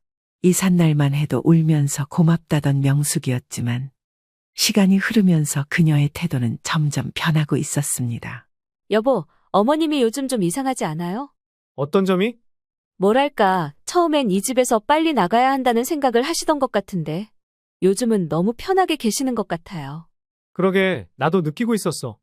아버지는 일 나가면서라도 돈을 모으려 하시는데 어머니는 솔직히 이게 좋은 의미였으면 좋겠는데, 그런 게 아니니까 제가 다 불안하네요. 씀씀이도 줄이시고 하면 좋은데 사실 지난번에 2분 다 여윳돈이 없으시니까 제가 생활비에 보태라고 어머님한테 돈 좀 드렸거든요. 100만 원 정도. 그걸 왜 당신 마음대로 줘? 엄마 정신 못 차린 거 알잖아. 나도 드리고 싶진 않았어요. 근데 집에 갈 때마다 반찬도 없고 아버님 힘들게 고생하시는 거 보니까 내 마음이 아프더라고요. 그래서 맛있는 거라도 사드시라고 드리고 왔어요. 내가 진짜 당신한테 면목이 없어. 이 은혜를 어떻게 갚아? 정호 씨는 새벽부터 일어나 근처 공사장에서 막노동을 하고 있었습니다. 몸이 안 좋은 날도 있었지만 그는 어떻게든 이 집에서 나갈 날을 목표로 삼고 있었습니다. 반면 명숙 씨는 달랐습니다. 처음엔 가게라도 알아보겠다고 하더니 결국 아무것도 하지 않았습니다. 내가 무슨 일을 해? 평생 가게 운영만 했던 내가 어디 가서 무슨 일을 하란 말이야? 식당 일이라도 알아보면 되잖아. 아직 젊은데. 내가 주방에서 허드렛 일이나 하라고? 내가 그런 꼴을 당하느니 차라리 굶고 말지. 그럼 집에서라도 아껴 써야지. 내가 얼마나 힘들게 일하는지 알면서. 나라고 막 쓰고 싶어서 쓰는 줄 알아? 정호 씨는 말없이 고개를 저었습니다. 하지만 그의 걱정은 기우가 아니었습니다.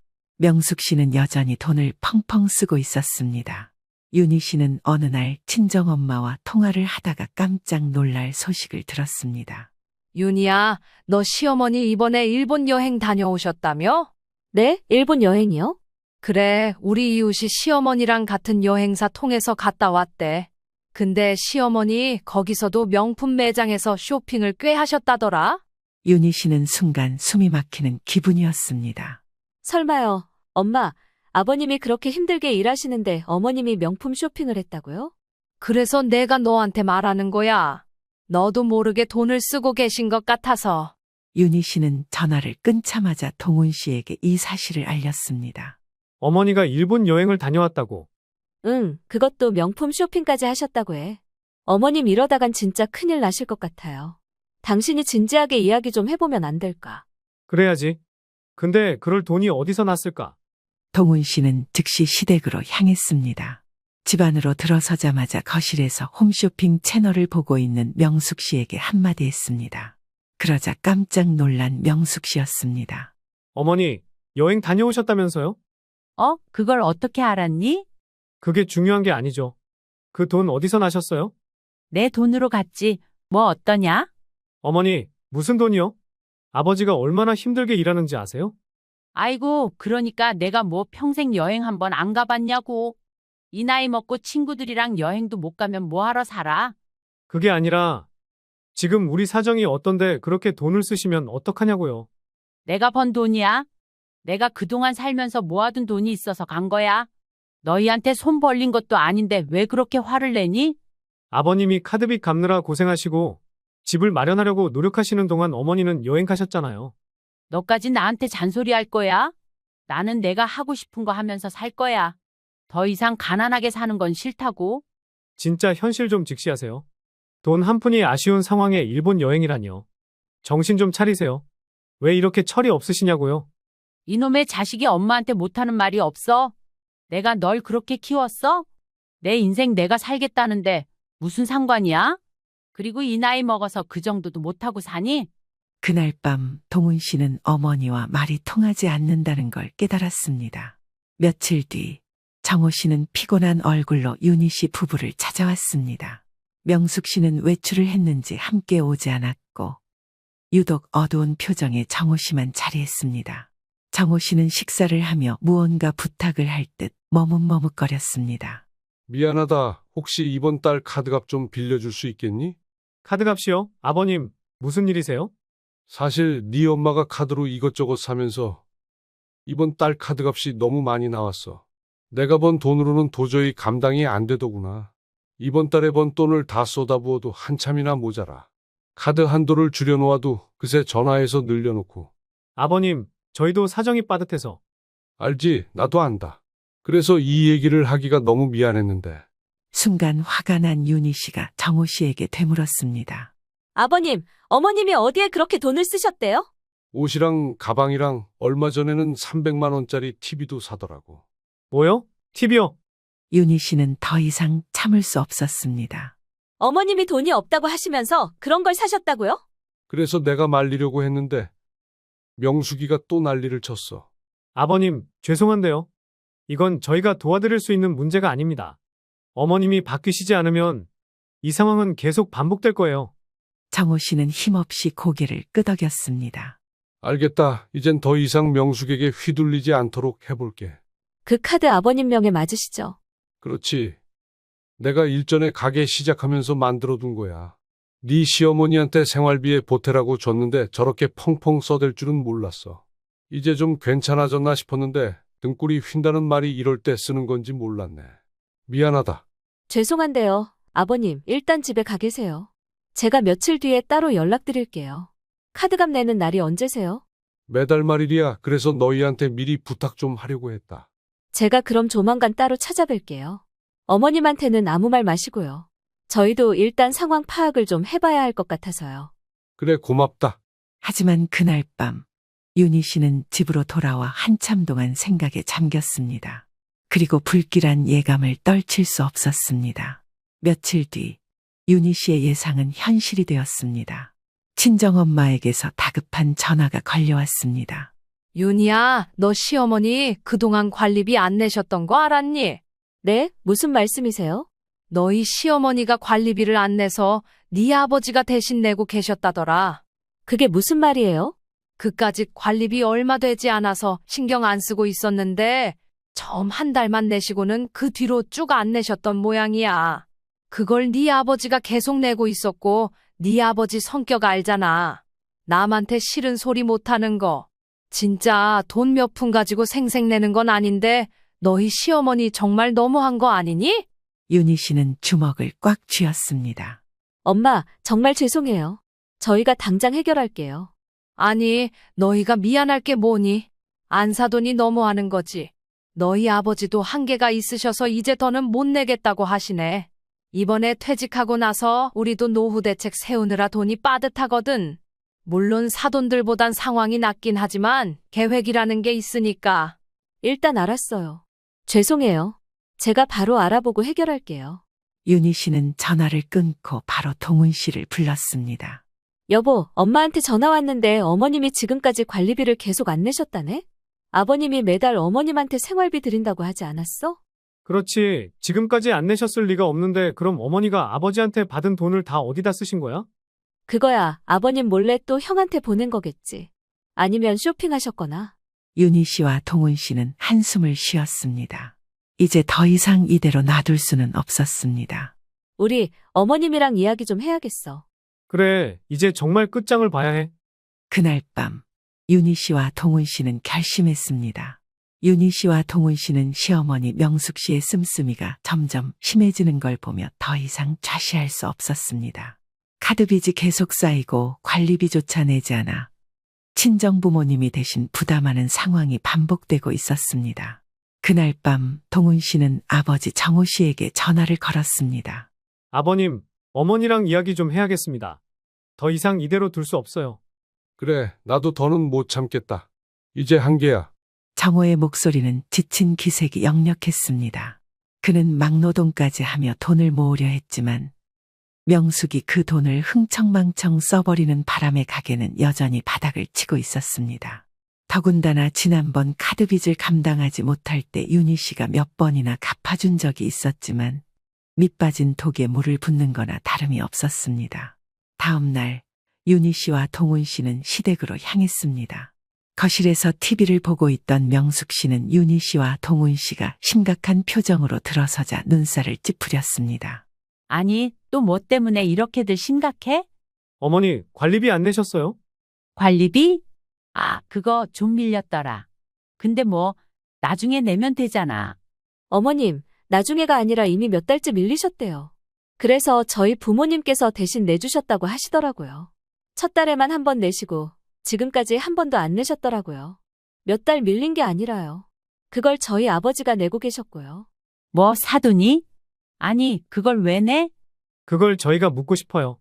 어머니, 관리비 내라고 아버님이 드린 돈은 다 어디 갔어요? 그걸 왜 나한테 따지는 거야? 집에서 생활하다 보면 쓸 일이 많잖아. 당신 설마 그 돈도 딴 데 쓴 거야? 아니, 그러니까 내가 좀 급한 일이 있어서. 형님한테 보내신 거죠? 명숙 씨는 움찔하며 윤희 씨를 바라보았습니다. 아니, 그게 큰애가 너무 힘들다고 해서. 내가 엄마잖아. 형이 힘들어요? 그럼 어머니랑 아버지는요? 지금 아버지는 매일같이 힘든 일 하시면서 생활비 버시는데 어머니는 형만 자식이에요?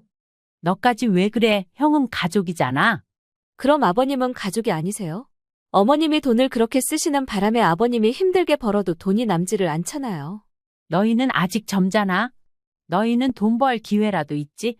큰애는 아니야. 됐어. 더 이상 듣고 싶지도 않다. 정호 씨는 피곤한 듯 한숨을 쉬었습니다.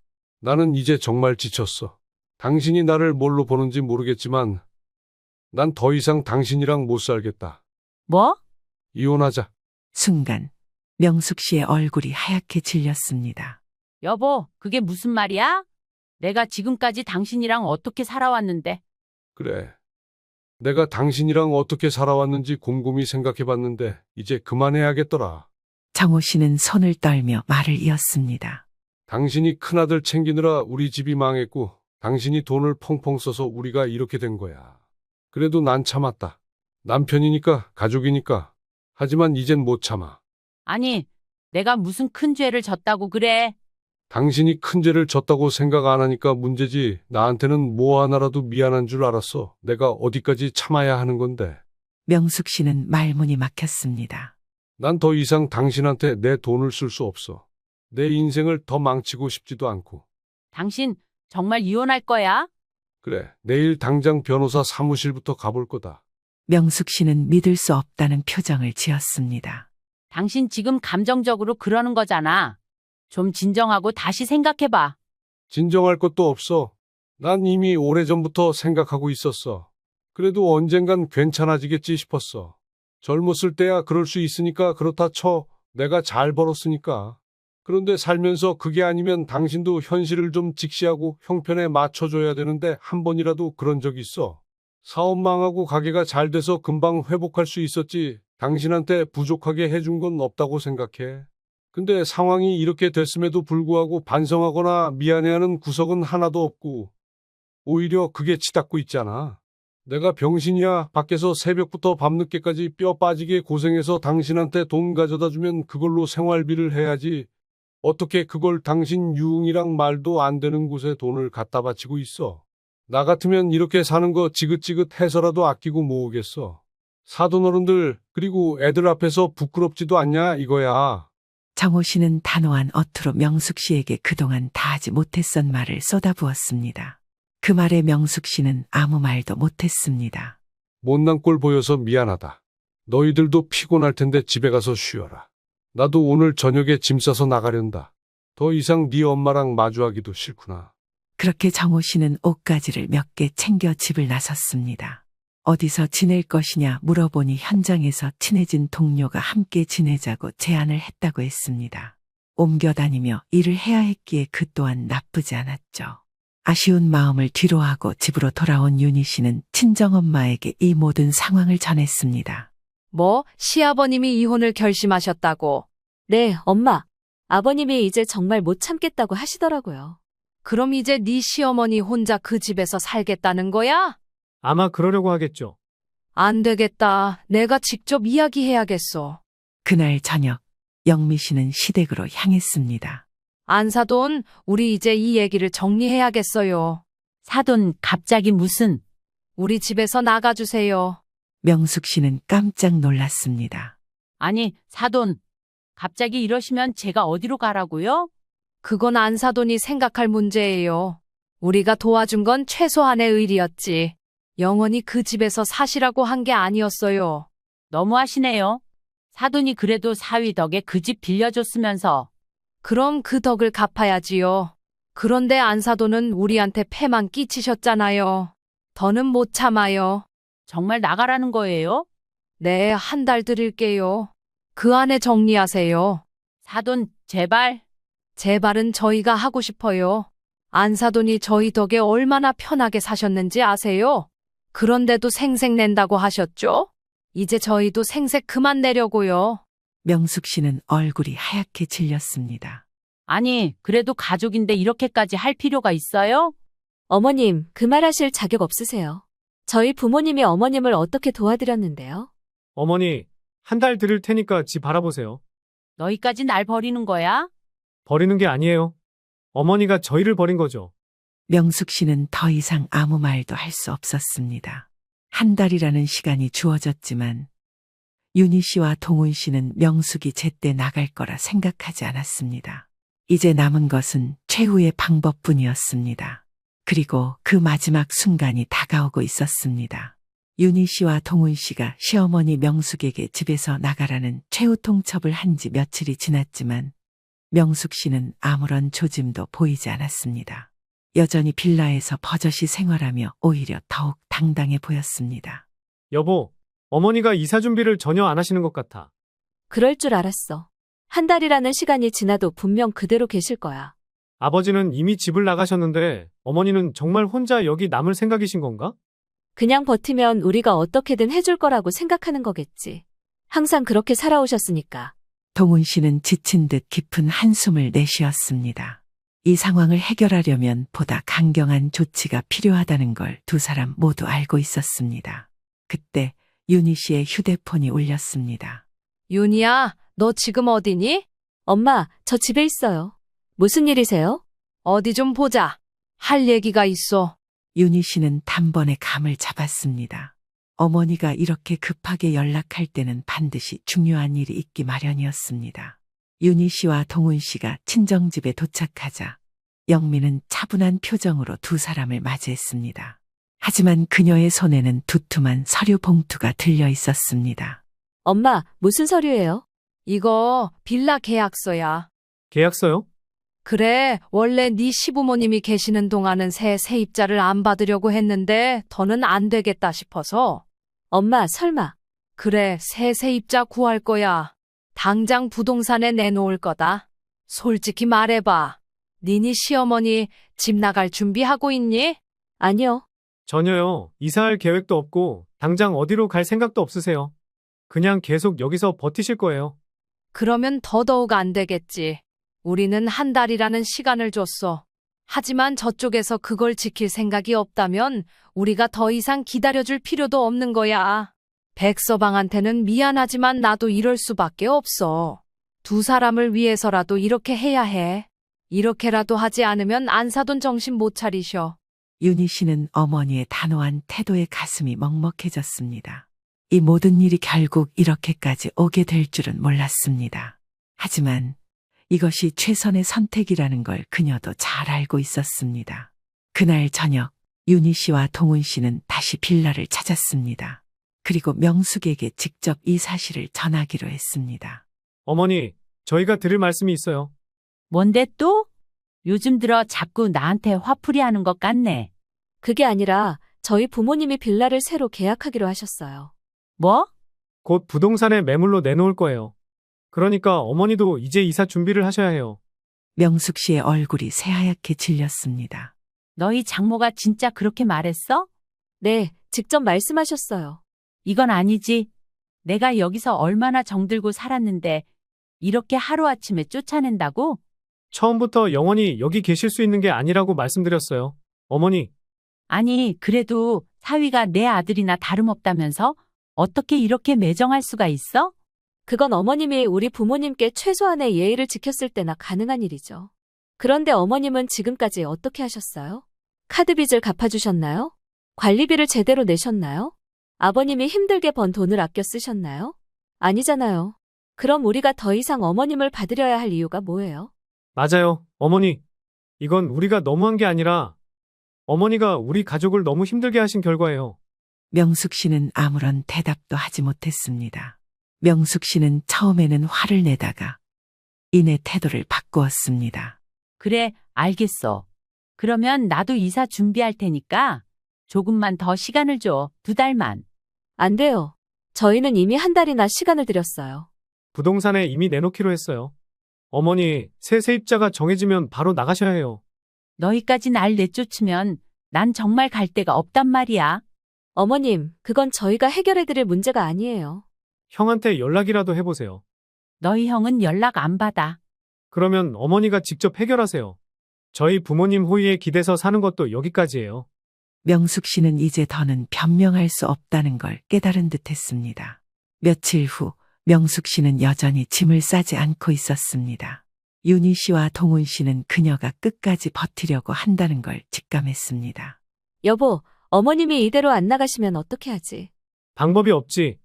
정식으로 법적인 절차를 밟아야지. 그때 윤희의 휴대폰이 울렸습니다. 윤희야, 부동산에서 연락 왔다. 세입자 정해졌대. 벌써요? 그래, 이젠 더 이상 미룰 수 없어. 윤희 씨는 잠시 망설였습니다. 하지만 더 이상은 안 된다는 걸 알고 있었습니다. 네, 엄마. 저희가 말씀드릴게요. 그리고 그날 밤 윤희 씨와 동훈 씨는 명숙에게 마지막 통보를 하러 향했습니다. 윤희 씨와 동훈 씨가 시어머니 명숙에게 마지막 통보를 한 이후 명숙 씨는 전혀 이사 준비를 하지 않았습니다. 도리어 마치 아무 일도 없는 듯 지내며 태연하게 일상을 보내고 있었습니다. 여보, 어머님이 짐을 싸기는커녕 더 편하게 지내시는 것 같아. 그럴 줄 알았어. 처음부터 나갈 생각이 없으셨던 거지. 어떡하지? 이제 정말 시간이 얼마 남지 않았는데. 방법이 없어. 강경하게 나갈 수밖에. 그러나 예상대로 명숙 씨는 완강했습니다. 난 못 나가. 나가면 갈 곳도 없고 가진 돈도 없어. 어머니, 저희가 이미 시간을 충분히 드렸어요. 형한테 연락이라도 해보셨어요? 그 녀석은 내 전화도 받지 않아. 이렇게 될 줄 알았으면 더 붙잡아 둘 걸 그랬어. 그러니까요, 어머님. 형님은 이렇게 손절해놓고 연락 한 통 없잖아요. 그런데도 여전히 형님을 챙기고 싶으세요? 어머니, 그만 인정하세요. 형은 어머니를 챙기지 않아요. 이제는 어머니도 혼자 설 생각을 하셔야 해요. 네가 너무 쉽게 말한다. 나한텐 평생 가족이었어. 아무리 그래도 자식인데.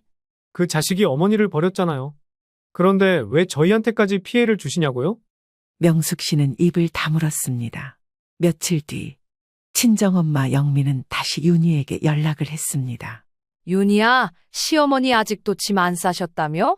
네, 엄마. 아예 나갈 생각이 없으신 것 같아요. 그럼 더 강하게 나가야겠어. 장모님, 어떻게 하시려고요? 오늘 저녁에 같이 가자. 내가 직접 이야기할 테니까. 그날 저녁 윤희 씨와 동훈 씨 그리고 영미는 시댁으로 향했습니다. 안사돈, 이제 이사 준비 다 하셨겠죠? 아직 안 하셨으면 지금이라도 하셔야 해요. 이제 정말 시간이 없어요. 사돈, 나 정말 갈 데가 없어요.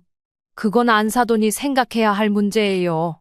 우리가 도와줄 수 있는 건 여기까지예요. 너무하네요. 진짜 너무해.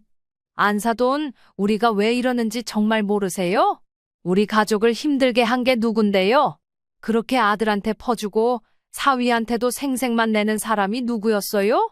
명숙 씨는 고개를 푹 숙였습니다. 저는요, 안사돈이 처음 어려우시다고 했을 때 진심으로 도와드리고 싶었어요. 하지만 그게 아니었더라고요. 안사돈은 도와준 걸 당연하게 생각하고 오히려 생색을 낸다고 하셨어요. 한 달 들였어요. 그런데 지금까지도 나갈 생각을 안 하시잖아요. 그럼 우리도 더 이상 배려할 이유가 없어요. 사돈, 제발 하루만 더, 아니, 일주일만 더 주세요. 안 돼요. 이미 계약까지 끝냈어요. 명숙 씨는 완전히 낙담한 표정을 지었습니다. 한 달이라는 시간 충분했어요. 이제 그만 나가주세요. 사돈, 제발 한 번만 더 생각해봐요. 이미 끝났어요. 그러자 명숙 씨는 갑자기 태도를 바꾸었습니다. 그래, 그렇게까지 나오겠다면 나도 가만 안 있을 거야. 어머님, 내가 당장 경찰이라도 부를까? 내쫓긴다고 신고하면 뭐라고 할까? 어머니, 제발 유치한 행동은 하지 마세요. 유치하다고? 그래, 나 유치하게라도 나올 거야. 그럼 그렇게 하세요. 대신 부끄러운 줄은 아셔야 할 거예요. 명숙 씨는 순간 움찔했습니다. 어머니, 이러지 마세요. 저희가 진짜 어머니를 내쫓고 싶어서 이러는 게 아니잖아요. 그럼 나한테 어떻게 하라는 거야? 어머님이 직접 해결하셔야죠. 이제 어머님을 대신해서 해결해 줄 사람은 없어요. 그러니까 어머니도 현실을 직시하세요. 명숙 씨는 그 자리에서 무너진 듯 주저앉았습니다. 며칠 뒤 명숙 씨는 마침내 짐을 싸기 시작했습니다. 하지만 그녀는 끝까지 한마디를 던졌습니다. 너희 진짜 너무했다. 나 이렇게까지 만들고 싶었냐? 어머님, 저희는 너무한 게 아니라 당연한 걸 한 거예요. 어머니도 이제 혼자서 살아가셔야죠. 명숙 씨는 더 이상 대답하지 않았습니다. 그녀는 천천히 짐을 정리했고 결국 빌라를 떠나기로 했습니다. 윤희 씨와 동훈 씨는 명숙이 떠난 후 빌라를 정리했습니다. 친정엄마 영미는 조용히 그 모습을 지켜보다가 말했습니다. 이제야 모든 게 제자리로 돌아온 것 같네. 그러네요, 엄마. 장모님, 정말 감사해요. 이렇게까지 해주셔서. 네가 착해서 한 거야. 하지만 앞으로는 더 이상 그런 착한 마음 때문에 손해보지 마. 네, 명심할게요. 윤희 씨는 그제야 긴 한숨을 내쉬었습니다. 명숙 씨가 떠난 후 윤희 씨와 동훈 씨는 한동안 허탈감을 느꼈습니다. 이제 진짜 끝난 걸까? 그래, 이제 우리가 할 일은 다 했어. 잘했다. 우리 딸 그리고 백서방도. 윤희 씨는 어머니의 말을 들으며 눈물을 흘렸습니다. 이제 모든 게 끝났다는 안도감이 들었기 때문이었습니다. 명숙 씨는 결국 지방에 사는 여동생의 집에 몸을 의탁했지만 그곳에서도 오래 머물 수 없었습니다. 그녀는 그제야 자신이 진정한 외톨이가 되었다는 걸 깨달았습니다. 반면 윤희 씨와 동훈 씨는 더 이상 시어머니의 문제로 스트레스 받지 않으며 새로운 삶을 시작할 수 있었습니다. 우리 이제 진짜 우리 가족을 위해 살자. 응, 그래야지. 윤희 씨는 남편의 손을 꼭 잡으며 고개를 끄덕였습니다. 이제 그들에게 남은 것은 더 나은 미래뿐이었습니다. 한편 정호 씨는 작은 원룸을 얻어 새 출발을 했습니다. 이제야 마음이 편하구나. 윤희 씨와 동훈 씨는 그를 자주 찾아가며 살뜰히 챙겼습니다. 아버님, 뭐 필요한 거 없으세요? 없다. 난 이제 내 돈으로 살고 싶다. 나를 위해서. 아버님, 이제라도 편하게 사세요. 그래야지. 그렇게 가족들은 새 출발을 향해 나아가고 있었습니다. 명숙 씨가 떠난 후 윤희 씨와 동훈 씨의 삶은 한결 평온해졌습니다. 더 이상 감당할 수 없는 짐을 짊어질 필요가 없었고 윤희의 친정 부모님도 마음 놓고 생활할 수 있었습니다. 이제야 좀 살 것 같네. 엄마, 그동안 정말 감사했어요. 감사는 무슨, 그래도 우리 가족 다 같이 힘을 합쳐서 해결했잖아. 이제 정말 어머니 일은 신경 안 쓰고 살 수 있을까요? 그건 너희가 마음먹기 나름이지. 하지만 나는 다시는 저런 일 겪고 싶지 않아. 저희도 그래요. 이제 각자 인생 사는 걸로 해요. 그렇게 윤희 씨와 동훈 씨 그리고 그들의 가족들은 다시 평범한 일상으로 돌아갔습니다. 명숙이 어디에서 어떻게 지내고 있는지는 더 이상 궁금하지 않았습니다. 그들은 이제야 비로소 진정한 가족의 평온을 찾을 수 있었습니다.